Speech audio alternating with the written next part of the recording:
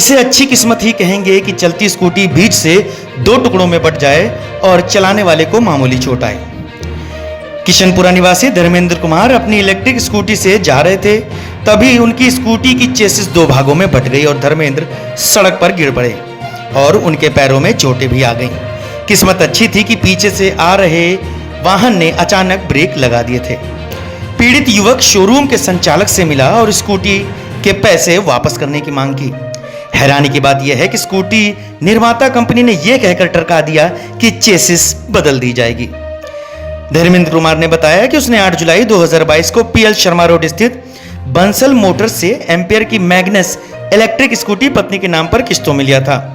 मंगलवार को स्कूटी से जा रहे थे, तभी स्कूटी की चेसिस अचानक से दो भागों में बट गई और स्कूटी समेत सड़क पर धर्मेंद्र गिर गए, जिसके कारण उनके पैरों में चोट आ गई।